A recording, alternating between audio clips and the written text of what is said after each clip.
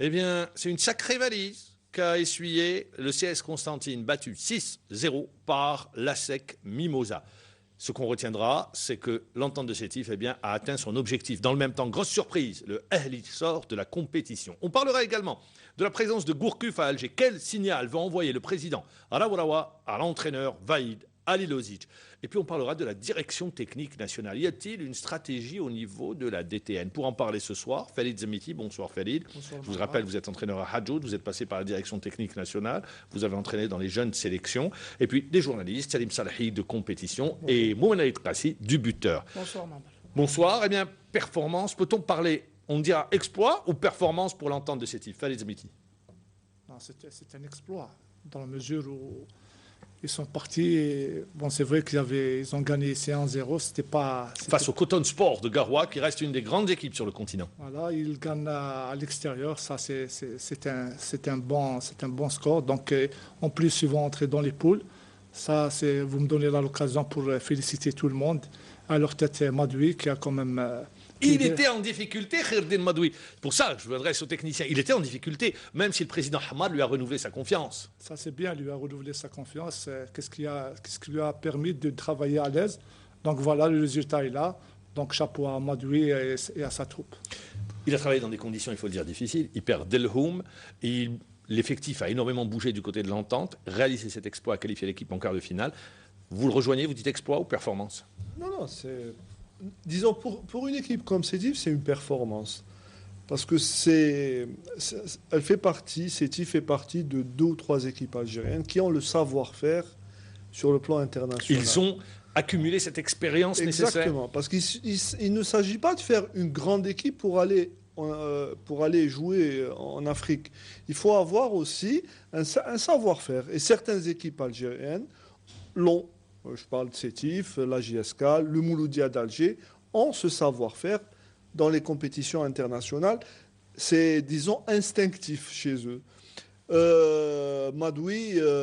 il était en difficulté, il restait sur une défaite à Constantine, défaite à Sétif face à la JS Kabylie, match nul. Il était sur une spirale de contre-performance. Mais c'est ça les grandes équipes. Elles savent à un moment donné se ressaisir et face à une échéance, réagir positivement. Et effectivement, aller gagner à Garoua, je ne pense pas qu'il y a... J'ai pas souvenir. Il n'y a pas une équipe algérienne qui a réussi à faire ça. Donc, effectivement, c'est une performance sportive de haut niveau. Oui, c'est à la fois un exploit aussi, une performance. On peut parler de performance, comme il vient de le dire Salim, par rapport à l'accumulation de cette expérience sur le plan continental. Il y a aussi l'exploit, le fait d'avoir bien su gérer les 2 compétitions, le championnat et la Champions League. Ils sont en course pour une deuxième place. Ils sont en course pour le podium et pour une éventuelle deuxième place au classement. Et franchement, il faut tirer chapeau à toute l'équipe dirigeante qui a opté pour cette option de jouer sur les 2 fronts, le championnat et la compétition africaine, chose qui n'est pas vraiment facile à réaliser avec l'effectif en place. Je tiens à féliciter toute la famille sportive sétifienne, à sa tête l'entraîneur Madoui, un jeune entraîneur qui est, je pense, avec cette qualification très en avance par rapport à sa jeune carrière d'entraîneur. Sur son tableau de marche? Voilà, je pense, parce que là, c'est une grosse expérience faite d'aller gagner à Garoua, ce n'est pas chose évidente. Et je pense que maintenant, ils vont se focaliser sur la deuxième place. On va attendre le tirage au sort. Le tirage au sort, oui. Alors, Moumenaïd Kassi en a parlé, c'est vrai. Il faut tirer chapeau à Khirdin Madoui. Sur 2 tableaux, championnat et Champions League africaine, les matchs à répétition, avec des matchs avancés pour pouvoir jouer à la Champions League, c'est pas du tout évident à gérer. Eh bien oui, entre le championnat il y a 2 compétitions. Vous pensez qu'il a tiré profit de la profondeur du banc? Oui, le banc, c'est important, Mamar. C'est important d'avoir un bon banc. Ça, le banc de remplaçant est important dans la mesure où, à chaque fois, tu te retournes, tu vois des joueurs qui peuvent à tout moment faire la différence. Là, c'est important aussi pour lui. Donc, je pense que Sétif a un effectif, pas tellement comme les années passées, mais quand même, c'est des jeunes qui ont une marge de progression. Justement, elle est importante. Il a lancé des jeunes. Il était là, Madoui. Il nous a parlé de certains joueurs qui le buteur. Belhamri, c'est Belhamri. 2 défenseurs. Il y a aussi les joueurs qui ont été recrutés cet hiver. C'est le cas de tous les clubs algériens. On en a parlé aussi. qui n'ont pas donné satisfaction. Bon, il y en Pense a à un, il est Breza, parti parce qu'il voilà. n'a pas été payé, Non, et le deuxième n'a pas encore confirmé mayonnaise 0-2. Il fallait trouver des solutions et je pense que Madoui a puisé dans le réservoir de l'entente qui reste quand même Non, très sincèrement, intéressant. l'entente ne carbure pas bien comme C'est les clair, années, c'est les années clair. passées. C'est parce que c'est dû Ils ont quand perdu même les cadres. changement. Beaucoup de joueurs qui sont partis. Il y a des jeunes qui sont Aoudia, Delhomme, non des moindres. C'est quand même c'est quelque chose. Hein. Vous avez Aoudia devant, quand même, c'est quelqu'un qui pèse beaucoup. Delhomme au milieu de terrain, c'est un joueur où le ballon passe par lui à tous les coups. Donc voilà, il y a des gens qui arrivent. C'est bien cette performance, comme vient de le dire Salim, cette performance va donner du tonus au groupe. Hein. On reste sur la Champions League africaine avant de parler du CSC. Messieurs, étonnés par l'élimination du Ahly, battu à domicile 1-0 par le Ahly de Benrazi. Ils avaient été battus à l'aller 3-2. Le détenteur du trophée, le Ahly du Caire. Surpris, pas surpris. Qu'est-ce que vous dites? Non, Une mini-surprise ça a toujours été des matchs très serrés entre les équipes égyptiennes et les équipes Mais là, on libyennes. parle du détenteur du trophée. Oui, Ahly a eu souvent un parcours comme ça en dents de scie. Il y a eu une fois avec il y a eu pendant une année, ils ont joué contre la JSK, ils ont perdu aller-retour. Hein. C'est pas. Oui, mais attendez, la JSK reste quand même une référence au niveau continental, ce qui n'est pas le Ahly de Benrazi. Donc, non, les équipes libyennes actuellement n'ont que des compétitions africaines pour s'affirmer. Et à chaque fois, ils se donnent à fond. Ils ont été champions d'Afrique. Ils ont eu Le Chan, ils ont gagné le championnat donc d'Afrique nationale des locaux. c'est une grosse équipe, Mamara. Je ne sais pas quelle est la composante exacte du Ahly, mais je suppose qu'il y a une bonne partie de l'équipe qui a gagné qui est là-bas. Donc les confrontations, c'est des derbys très. Ils les ont très battus chauds. au Kero Stadium. Ouais, 1-0. Non, mais c'est vrai que c'est pas normal comme ça. Mais sportivement, c'est possible. Hein. D'autant plus que la Libye vit une crise actuellement, rappelons, interne, donc personne ne s'attendait à ce résultat. C'est pour ça que je reviens également sur cette qualification qui reste une surprise. Qu'est-ce que vous dites, Khalid? Elle est du Caire, c'est un club qui ne joue pas. Il n'y a pas de championnat. Donc il faut leur tirer le chapeau. Déjà l'année passée, ils étaient champions. Donc c'est vrai que ce n'est pas facile comme ça de à chaque fois répéter les mêmes performances. Ce n'est pas facile. Hein.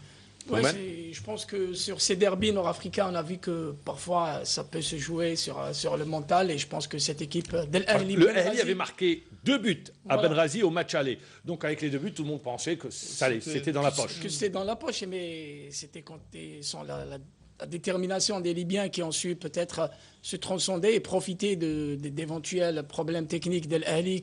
Ils étaient en pleine élection, le Ahly du Caire, pour voilà. le renouvellement du poste de président. C'est 150 000, 180 000 socios. J'allais aborder dans ce sens. Le club vit une certaine instabilité au niveau de sa direction, mais je pense que pour un instabilité, pourquoi? Non. C'est-à-dire, il y a c'est un renouvellement qui est tout à fait normal. Hein. Oui, mais les grandes traditions des grands clubs. Les grands clubs, il n'y a pas de souci, mais connaissant la mentalité des sociaux égyptiens, on sait qu'il y a toujours des rivalités Non, super internes. campagne. Je ne sais pas si vous l'avez suivi. Oui, Superbe campagne, avec des traditions bien ancrées concernant le Ahly. Chacun a mené sa campagne. Et ils font penser un petit peu aux grands clubs européens. Je pense aux clubs notamment espagnols, Barcelone, le Real. Hein. C'est pour donner une idée. Oui, mais moi, je me rappelle bien du Zamalek qui était plongé dans une longue crise à cause des élections du président, à cause des déchirements entre... D'ailleurs, même le Zamalek était en pleine crise. Voilà, en pleine, c'est pour ça que je vous ai dit que parfois, ça peut influer sur les joueurs, mais rien ne diminue dans cet exploit énorme de l'Ahly Benrazi. Hein. Je pense que l'explication de Farid est à prendre, c'est-à-dire le fait que le championnat égyptien connaisse des perturbations, ça a sans doute influé. Ça se répercute inévitablement. Voilà, effectivement. Alors, messieurs, on va retrouver l'Espérance, on va retrouver le tout-puissant Mazembe, le Zamalek, les chances pour... Est-ce que vous, du côté de l'entente, on ne doit pas se dire peut-être cette année, on peut aller figurer dans le carré d'as? De toutes les manières, les 8 équipes qui se sont qualifiées, le Ahly également. Voilà. Benrazi. Ahly Benrazi, tout-puissant Mazembe, l'Espérance, l'entente de Sétif. Il y a également, si mes souvenirs sont bons, hein, il y a le Vita Club qui est également présent du Congo. Donc 2 clubs à ce congolais. niveau-là, c'est toujours costaud. Hein. Si c'est pas l'un, c'est l'autre. Donc une fois qu'on arrive au pool, il faut mettre les moyens pour pouvoir... En parlant de moyens, Ammar, je pense que l'entente de Sétif, c'est primordial. Il faut recruter. Alors je me tourne, justement, vous avez lu dans mes pensées, j'allais revenir vers vous. Je me tourne vers l'entraîneur. Certains disent l'entente doit recruter local dans la perspective de ces quarts de finale. D'autres, puisque la fédération le permet, avec 3 étrangers. Est-ce qu'il faut recruter étranger ou local pour l'entente? Qu'est-ce que vous dites, Felid? Eh ben, l'objectif de l'entente, c'est déjà, ils sont dans les poules. Donc, le prochain objectif, c'est d'aller en demi-finale. Pour aller en demi-finale, sincèrement. Et ils pourront recruter qu'après les 3 premiers matchs de la phase aller. Ça, il faut le préciser. Donc, est-ce qu'il faut recruter local, on connaît, ou bien aller sur des étrangers, comme le dit des fois Salim Salhi, on risque de se tromper? Oui, local, il faut bien cibler déjà les postes qu'on veut recruter. Déjà, il y a quand même en des attaque, joueurs. je pense. Bien sûr, en attaque, en défense aussi. Ils ont besoin de ça. Derrière, comme gardien de but aussi. Donc, je pense qu'il faut bien cibler. Il y a de bons joueurs là. Alors, local ou étranger? Vous le répondez local. Vous dites local. C'est local. Salim Salhi. Pour faciliter l'adaptation. Bon, de toute manière, quel que soit le joueur qui doit... On voit, le ça a pris du temps. Voilà. Donc, il leur faut un joueur opérationnel tout de suite. Voilà, tout à fait. Ils n'ont pas beaucoup. Et à ce niveau-là, ils n'ont pas le choix. Hein. C'est-à-dire qu'il leur faut une piste locale. C'est vrai que cette année, le marché risque d'être plus ouvert que les années... Pourquoi? Parce que... Beaucoup de joueurs en fin de contrat. Voilà, l'année où ils ont mis en place les contrats de 2 ans... Ça se termine. Ça se termine. Voilà. Donc la majorité des joueurs sont libres.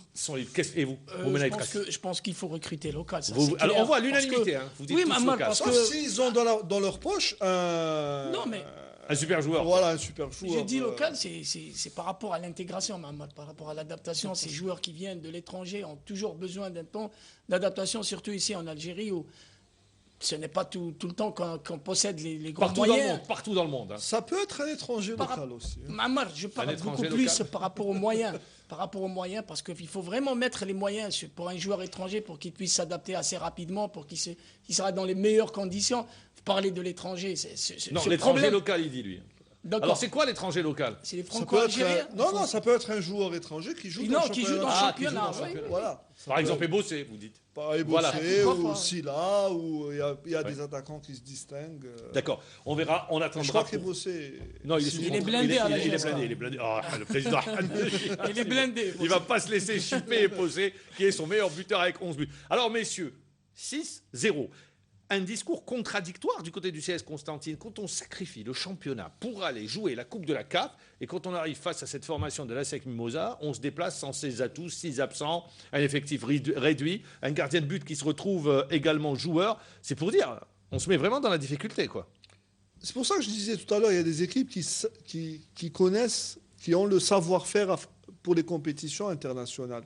C'est-à-dire, quand on décide de jouer une telle compétition, on doit former une équipe, mais aussi organiser autour de cette équipe, mettre en place tous les atouts qui peuvent te permettre d'accéder à cette compétition. Sétif l'a fait, le CSC ne l'a pas fait. Il y a eu une succession d'événements qui ont fait que l'équipe du CSC a été amoindrie et déplacer 13 joueurs à Abidjan alors que l'équipe n'avait pas joué. Ça reste grand point d'interrogation. Voilà, donc moi je pense Ammar avec... En plus, avion spécial, toutes les conditions étaient réunies. Ammar, mais on ne peut pas reprocher grand-chose au CS Comment on ne reproche pas? Non, mais Ammar, c'est une équipe qui n'a pas d'expérience sur la scène africaine. Il faudrait qu'elle commence déjà et elle commence par un 6-0. Mais Ammar, vous savez, les 6-0 peuvent ramener des leçons à tirer. Attention, ce n'est pas tous les ans que le CSC joue l'Afrique. Il faut le dire. Moi, si j'étais un dirigeant du CSC, j'aurais pris la même décision, sincèrement. On ne peut pas prévoir de tels débâcles. Mais Si, vous Franchement, voyez, quand moi- vous allez avec 6 joueurs absents, Mais qu'est-ce vous avez un qu'on peut- effectif réduit, Mais comment on va apprendre comment vous voulez que c'est le arrivé au CSC CRB. C'est arrivé au CRB, Bah, rappelez-vous. voilà, maman, Nour mais- Ben Zakri était entraîneur. Ils sont partis avec 10 joueurs Oui, oui, ou 13 ça. joueurs. Et Voilà ce qui arrive. en Côte d'Ivoire aussi. Hein. En Côte d'Ivoire. Voilà. La SEC Mimosa. La SEC Mimosa. Donc parfois, il faut un petit C'était en peu. Champions League. Il faut un petit peu tirer les leçons positives de cette, Eh bien, le cette CSC, débâcle-là. Je me tourne vers l'entraîneur. Le CSC ne faut un s'est début, pas quoi. donné les chances ou les atouts pour aller défendre crânement justement sa qualification. Non, mais mal, les coupes comme ça, les compétitions africaines, il faut préparer tout ça, maman, sincèrement. Ça se joue au détail. Bien sûr, il faut préparer tout le groupe, il faut bien le préparer. Lorsqu'on va avec 14 joueurs, 15 Et si joueurs, on regarde, juste pour aller dans le même sens, si on regarde la débâcle, en première mi-temps, ils encaissent un but, ils s'effondrent en seconde mi-temps, où ils prennent 5 buts en seconde mi-temps, dont le deuxième but à la 52e minute de jeu. non, j'ai des échos. Donc, en deuxième mi-temps, quand même, en premier mi-temps, même en premier mi-temps, il y avait sur le terrain 2 ou 3 blessés qui traînaient la patte parce qu'ils ne pouvaient pas. Deux blessés. Alors, en deuxième mi-temps, il y avait deux autres blessés qui traînaient la patte. Ils ne pouvaient pas les faire changer parce qu'il n'y avait pas de joueurs. Donc, voilà c'est quand même inquiétant. C'est aller au casse-pipe, en d'autres termes. Non, moi je comprends. Pour être clair, hein, s'il y avait un entraîneur algérien qui avait reçu 6-0 à Abidjan, il aurait été congédié à l'hôtel où Oui, mais est-ce la faute de l'entraîneur? La question, juste, on va avec... Quand on accepte oui. ce genre de poste, Oui, quand on accepte ce genre de... il a un contrat de 6 mois, hein, rappelons. Oui, quand on accepte... Moi, je suis coach. Zimiti est coach. On lui dit d'aller défendre une qualification pour la Champions League avec 13 joueurs. Coupe de la CAF, coupe de la CAF. Coupe de la CAF, je dis, j'y vais pas. J'y vais pas. C'est impossible d'aller défendre une qualification avec 13 joueurs. Mais c'est pas normal. D'autant plus que l'entraîneur du CSC a quand même une expérience. Il a une expérience. En Afrique, c'est ça. Il est passé par. Enfin, pas beaucoup. Avec l'entente. Ouais, avec avec l'entente, l'entente, messieurs. Avec l'entente, il a fait la Coupe arabe. Il a fait, je pense, je n'ai pas souvenir, je pense que c'est lui, c'est pas lui qui était en finale de la Coupe de la Confédération africaine de football, qu'ils avaient perdu Contre Joliba. contre Stade Malien. Stade Malien. Je pense que c'était Simondi, c'est lui. Donc c'est pour dire, il a l'expérience, mais il sait dès le départ, alors Salim Sarhi le dit, quand il va dès le départ avec 13 joueurs, Moi, un j'y effet, vais des pas, blessés, bien sûr. bon, c'est aller vraiment au Non, casse-pipe. sincèrement, je rejoins Salim. Responsabilité de l'entraîneur? Tout à fait. On ne parle pas avec 14 joueurs. En plus des 14 joueurs, il y avait un gardien qui rentre comme remplaçant, quand même, c'est le CSC. On défend les couleurs d'un pays, ça c'est clair, c'est pas le CSC. Donc il fallait préparer cette compétition. Ou on la joue pas. Voilà, dès le départ, et c'était la proposition Voilà. parce qu'ils s'étaient engagés, ils avaient réussi 2 tours, c'était bien. Non, moi, je dis, en termes d'effectifs, le CSC est mieux loti que l'entente. Toutes les licences ont été épuisées. Ils pouvaient puiser dans l'équipe espoir. Je ne comprends pas pourquoi ils prennent 14 joueurs. Franchement. Ah ben, ça reste également un grand point d'interrogation. Aller dans un avion spécial mis Voilà. à la disposition du CS Constantine et de l'entente parce qu'ils vont effectuer le vol ensemble, et le CSC se déplace amoindri. Rappelons également, parce qu'il faut le rappeler aux téléspectateurs, que toutes les équipes éliminées en huitième de finale de la Champions League africaine sont reversées en Coupe de la Confédération africaine de football. Et déjà, 2 ténors sont tombés. Donc le Ahli et le Raja de Casablanca également au tour précédent. C'est pour dire qu'aujourd'hui, eh bien, sont reversés. 2 clubs congolais présents en Champions League africaine pour les quarts de finale. Football congolais qui se porte bien. Avec le tout-puissant, Voilà, toujours présent. Tout-puissant Finaliste. Oui. Pourquoi je parle du tout-puissant? Parce que le tout-puissant avait été finaliste de la Coupe du Monde des clubs, qu'ils avaient perdu contre l'Inter de Milan. Et le Raja de Casablanca avait été finaliste de la dernière édition de la Coupe du Monde des clubs, battu par le Bayern de Munich. C'est les 2 seuls clubs africains à avoir atteint un tel stade de la compétition.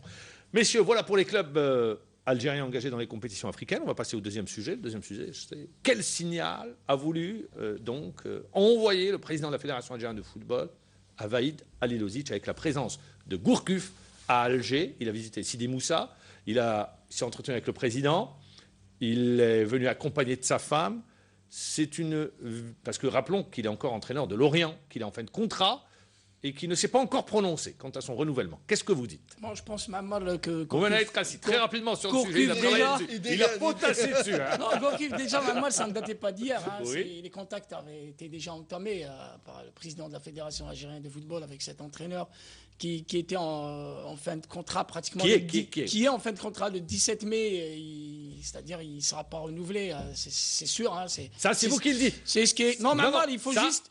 Juste pour rappeler un fait, déclaration, déclaration de Gourcuff. Après, vous reprendrez la main. Ouais. Gourcuff dit, parce que il a été écrit en France, et d'ailleurs on l'a pu le lire, que Gourcuff n'allait pas prolonger son contrat. D'accord. Réaction de Gourcuff, et il dit, messieurs les journalistes, arrêtez de spéculer, je n'ai encore rien décidé. C'est écrit sur les journaux bretons hier que Gourcuff était attendu lundi matin. Ça, c'est une info. Au bureau. Mal, c'est clair. Même le président l'a déclaré. On l'attend ce lundi matin. Lundi, M. Gourcuff était à Alger. Vous n'allez pas me dire qu'il va renouveler. Ah, je ne sais pas. Vous n'allez pas me dire qu'il va renouveler. On verra. Oui, attendez, le président, il vous attend. Il est là, le coach. Donc pour vous, le président vous attend lundi matin dans son bureau et vous prenez le vol vers Alger. C'est aussi un signe, c'est aussi un message. Ah, bien sûr, c'est un... Donc voilà, revenons à l'essentiel. Moi, je pense que Gourcuff, c'est l'option d'après Vaïd. Ça, c'est clair. Quand est-ce qu'elle interviendra? Vous êtes affirmatif. Hein. Oui, d'accord. Ça saute aux Donc yeux. vous dites Gourcuff, c'est l'option après Vaïd. C'est l'option après Vaïd et ça peut se faire juste après le mondial, étant donné qu'il y a une échéance très très importante. La Coupe d'Afrique des Nations. Les éliminatoires. Et même avant ça, il y a le tirage au sort qui va se faire. Le tirage au sort qui va se faire, on va revenir sur le sujet. Ne zappez pas parce qu'il n'y a pas encore, Salim Salhi ne s'est pas prononcé, même si Mohamed Kassi, lui, est formel. Et puis l'avis du coach, Khalid Zamiti. Une partie de l'émission, Mohamed Kassi, lui, est formel. Gourcuff sera le futur entraîneur de l'Algérie. Qu'est-ce que vous dites, Salim Salhi? Non, je suis d'accord avec Mohamed sur un point. Lequel? Gourcuff sera le successeur de Vaïd. Ah, ça, vous êtes également. Vous êtes dans le même sens. Mais je ne suis pas d'accord sur un autre point concernant le timing. Parce que... Mais il n'a pas parlé du timing, lui. Non, le timing, Si, c'est un autre débat, on va en parler. Non, il dit juste après le mondial. Ah, d'accord. C'est ça le... Non, j'ai dit, je pense que ça peut être Voilà, juste après non, le mondial, vu l'échéance et le tirage vous au le sort. voyez, d'accord, on l'a compris. Vous le voyez quand, alors? Moi, Arrivé à Alger. je vois que l'Algérie doit disputer une Coupe du Monde avec un entraîneur qui s'appelle Vaïd. Oui. Je vois aussi, comme vous tous, que les ambitions de la fédération sont de faire une bonne Coupe du Monde. Sous-entendu, une qualification en deuxième tour. Il ne s'est pas précisé, mais bonne Coupe du Monde. bonne Coupe du Monde. Le président a dit qu'il a un contrat dans lequel est stipulé Non, le passage au c'est second pas un tour. problème de contrat, Mohamed. Je dis juste que Terme d'objectif, alors. si la Coupe du Monde est bonne, ça veut dire que Vaïd aura réussi dans sa mission. Je vois mal Raouraoua se séparer d'un entraîneur qui aurait réussi dans sa mission, juste après la Coupe du Monde. Parce que Gourcuff, s'il arrive dans cette optique-là, il arrive dans un contexte très compliqué. En d'autres termes, il devra faire mieux que Vaïd. En attendant, c'est vrai que Vaïd, je suis presque sûr, Qui ne restera pas. qui n'ira pas Au-delà du mondial. au-delà de la CAN. S'il reste, s'il y a une possibilité pour que Vaïd reste, c'est pour faire Alors la quand CAN. est-ce qu'il débuterait Gourcuff? Voilà, donc moi je me pose la question, Gourcuff peut avoir un poste à la Fédération algérienne de football. L'équipe algérienne olympique doit s'engager dans les éliminatoires pour Gourcuff chez les JO 2016. C'est que nos confrères français, Salim Salhi, n'arrivent pas à concevoir. Ils disent que, Mais Gourcuff chez les Olympiques. voilà, ils n'arrivent pas. Connaissant l'homme, ils sont unanimes à dire que ce n'est pas le challenge pour Christian. Les D'accord, confrères, vous dites c'est pas le challenge. les confrères français peuvent avoir leur Non, avis, il n'y bien a sûr, pas de problème. bien sûr. Mais moi, j'analyse quelques À partir des paramètres. Voilà. Saadan, on lui a proposé ce poste. Ah, vous mettez Saaden en plus, vous le rajoutez. Raouraoua a dit Saadan a dit que Raouraoua lui avait proposé le poste de sélectionneur des Olympiques. Ouais. Donc je me dis que le président de la FAF, l'équipe nationale olympique reste Il va aller au JO. Voilà. C'est l'objectif, aller au JO. aller au JO. Pour aller au JO, il faut une démarche sérieuse qui consiste à mettre en place un coach sérieux, à la tête de cette équipe. Donc vous dites, vous, Gourcuff, ça serait dans un premier temps pour les Olympiques et après pour les A. Ça peut être le plan B2 de la Ça peut être le plan B. Voilà. Moi, je me tourne vers Walid Zemiti qui est passé par la fédération. Farid, la question est toute simple. Est-ce que l'arrivée, le timing, la présence de Gourcuff, eh ben, c'est le bon timing? Non, je pense pas. Sincèrement, c'est pas le moment du tout. C'est pas le moment parce que l'équipe nationale. Pourquoi? Parce que on est à 2 ou 3 mois d'un mondial. Donc, soit l'entraîneur, le sélectionneur ou l'équipe ou les joueurs ont besoin de sérénité, de calme, parce que c'est pas le moment de changer. Non, il ne va pas changer maintenant. Non, discuter. C'est dans l'après-mondial, dans la perspective de l'après-mondial. Sincèrement, c'est pas le moment. En ce qui concerne l'équipe olympique, je pense que c'est une bonne option. Donc, pourquoi pas? Parce qu'il ne faut pas dire que Gourcuff ne peut pas prendre l'équipe olympique. Un entraîneur est là pour travailler. Oui, mais attendez, il y a des standards. Attendez, Gourcuff, il est entraîneur à Lorient, il est reconnu en France. Lorient, ça fait 10 ans qu'il est. Ça fait 20 ans même, 20 ans. Qu'il joue la relégation. Avec des petits moyens, avec un petit budget. Non, avant de jouer. Attendez, juste, il termine et je reviens vers Avant vous. de jouer la relégation, il faisait de très bons résultats. Allez-y. Lorient, c'est pas. On a même joué l'Europe. Lorient, c'est pas Real Madrid. Lorient, c'est quand même.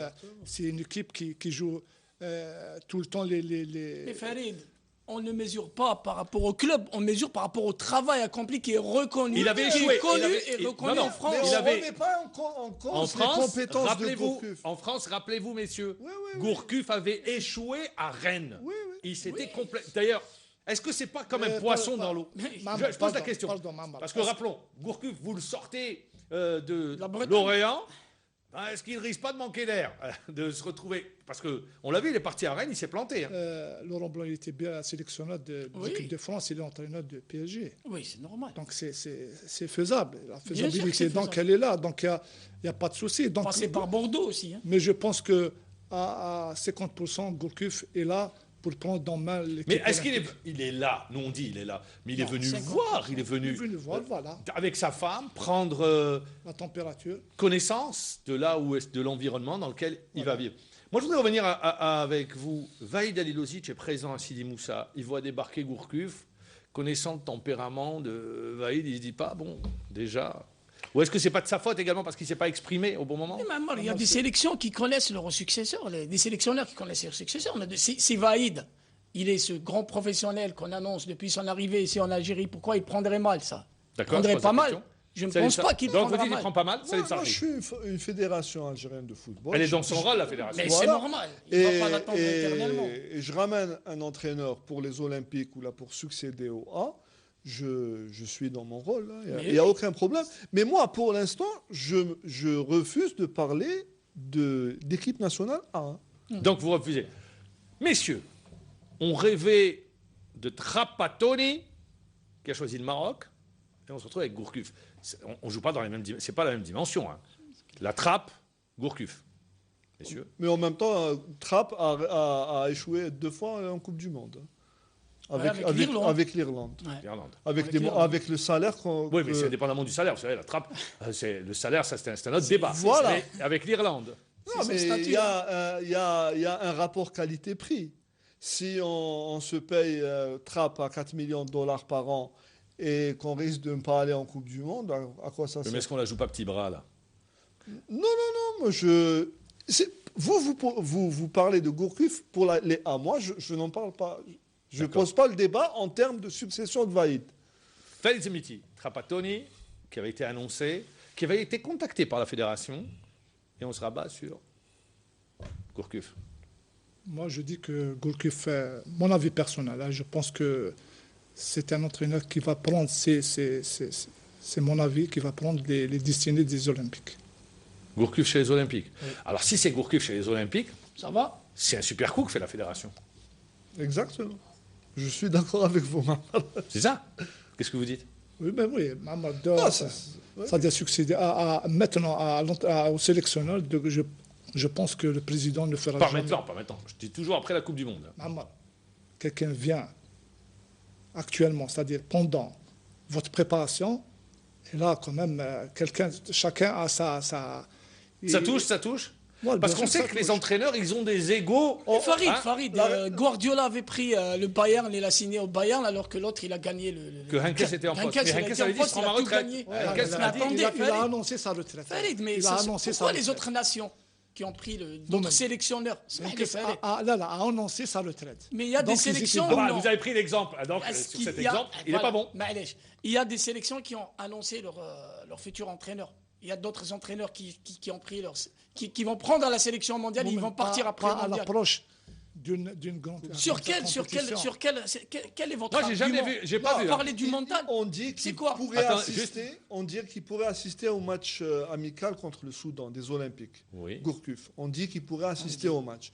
S'il assiste, c'est une indication. Ah, s'il assiste au match, oui. Ouais. C'est Mais une Mamar, on indication. parle comme si que Vaïd, c'est bon, il a Oui, mais pratiquement Vaïd, est-ce que c'est pas sa renouvelé, faute Mais Vaïd, non, soyons est-ce que ce sérieux. n'est pas sa faute Vaïd tarde à se prononcer. Vaïd, eh bien, Tous les ultimatums du président n'ont pas été respectés. est-ce que c'est pas de sa faute? Est-ce que c'est pas lui qui se retrouve disons, la méthode de communication qu'il a préconisée quant à son avenir ne le met pas déjà en porte-à-faux? Vaïd doit sans doute avoir c'est-à-dire, lui, je ne me pose pas en défenseur de Vaïd ni en avocat de Vaïd, mais il y a une Coupe du Monde à préparer. Et il y a sûrement des conditions dans le contrat qu'il voudrait revoir peut-être. Donc je me dis, si je fais une bonne Coupe du Monde, je peux être dans une meilleure position pour renouveler mon contrat. Et l'autre, il a une échéance très importante qui commencera le mois de septembre. Il veut avoir le cœur net, il veut préparer son équipe nationale bien sûr. pour ne pas rater les qualifications. On avait vécu ça en 2010, et où il était obligé de reconduire un staff dont il n'était pas certainement trop convaincu. Maintenant, il faut dire la vérité, il faut être très clair. Vaïd Halilhodzic a beaucoup laissé attendre. Là, je pense que le président a envoyé un message très fort. Voilà, j'ai d'autres pistes. Il y a un entraîneur qui s'appelle Christian Gourcuff qui a fait aussi ses preuves en Ligue 1. Qu'on le veuille ou pas, avec un club modeste et moyen qui est Lorient, il arrive chaque année à le maintenir assez aisément et encore à lancer des jeunes joueurs. Donc, s'il est dans l'optique de l'équipe olympique, c'est merveilleux pour l'Algérie. S'il sera le successeur de Vaïd, pour moi, ce n'est pas une surprise. Pour vous, ce n'est pas une surprise. Donc, on voit le timing, vous êtes le seul à dire que peu importe le timing. Oh. Pour beaucoup, le timing est mal Si choisi. on est professionnel, Mahamar, si on est professionnel, on peut gérer ça D'accord, ouais. facilement. J'ai dit, vous êtes le seul. Salim Zahi, non? Ah, si c'est pour les... Si la Je parle démarche... des A. Si la démarche de la FAF, c'est de faire secouer Vaïd, Voilà. c'est pas avec Gourcuff. C'est pas avec Gourcuff. Il aurait ramené le trap à Alger, oui. Vaïd aurait eu les choses. Ah oui, avec Ouais. Trapp, c'est autre chose. Voilà, hein. mais C'est une autre ramener, dimension. ramener Gourcuff, il aurait pu ramener 10 entraîneurs de Ligue 1 française, ils auraient fait le voyage. La sélection algérienne, maintenant, fait rêver. Hein. Il y en a beaucoup qui sont prêts à laisser tomber leur poste en Europe pour venir travailler pour la sélection algérienne. Donc, moi, je pense que la démarche de la FAF est beaucoup plus constructive que ça. On sait que les JO 2016 sont importants, sont un objectif important pour la fédération, surtout qu'on a raté d'un cheveu la qualif pour Avec Azdina et Djoudi. les JO de Londres. Donc c'est un peu resté en travers de la gorge du président de la fédération. Il veut construire une sélection solide pour aller aux Jeux Olympiques 2016. Alors, la construction également des équipes nationales passe par la direction technique nationale. Voilà, si vous me permettez d'enclencher et de faire justement la passerelle pour aller sur le troisième sujet de l'émission, la DTN. Nous rappelons que M. Hadouche, qui était à la DTN, a quitté la direction technique nationale pour des raisons qui lui sont tout à fait personnelles, non pour indifférent, mais parce qu'il était obligé de quitter. Il y a un poste... Il a quitté la direction de la DTN. Je pense qu'il va rester Dans au sein de la DTN. Mais pour faire quoi? Il ne peut pas. Il ne peut pas Oui, être bon, tourmenté oui. du fait que sa femme est très malade. Je et pense donc qu'ils il ne vont peut lui pas. laisser... Et non, ils vont lui laisser une porte Voilà, ouverte. une Parce porte- qu'il faut être. voilà. Du côté de la fédération, on a été très gentleman et Grand on a seigneur. fait preuve d'élégance, seigneur, sur cette question-là. Mais ce poste de DTN, on a l'impression qu'il pose problème. Personne n'est arrivé à rester très longtemps. Rabah Saadane est passé par là, Boualem Laroum, Hadouche est venu, mais des conditions tout à fait. Aujourd'hui, qui pour lui succéder? On parle de Toufiq Qorichi, qui est au niveau de la formation, qui est sous-directeur. Messieurs, est-ce que Amar, c'est lui l'intérimaire de l'équipe olympique. Hein. Oui, juste, je termine, merci de le rappeler. D'accord. Donc il est bien en place, on a déjà qui s'occupe de la l'entraîneur. formation. Alors, vous dites, c'est lui le futur DTN ou il faudra attendre? Nous, on a- Félix Dimiti, vous qui êtes dans les arcanes un peu, qui savez qu'il y avait... Alors, qu'est-ce que vous dites? Non, pour le moment, puisque tout fait que... Il y aura dimanche, le 6, c'est dimanche le 6. Il y aura une réunion du bureau fédéral où, en principe, on devrait installer le nouveau Non, il a DTN. été déjà l'adjoint de Voilà. Walid Blaroum. Donc après, il est l'adjoint de Hadouche. Haddouche. Donc je pense qu'il est le mieux placé pour le moment de prendre les destinées de la DTN. Et on verra après. Vous dites, il a le profil? Oui, c'est un garçon quand même qui maîtrise bien son sujet. Il est quand même, ça fait 3 années qu'il est là. Donc je pense que, vu qu'est-ce qu'il fait, donc je pense qu'il est en bonne voie. Qu'est-ce que vous dites, messieurs? Je ne sais pas si... nous, on annonce aujourd'hui qu'il y aurait une commission composée justement de Toufik Koreshi, Rabah Saada, Robert Sadan, oui, il revient? à la DTN, Haddouche avec un rôle pas très important, mais il sera impliqué dans certains dossiers, et Gourcuff, avec une tâche sur l'équipe nationale, Olympique. olympique, pour essayer de mettre en place la future DTN.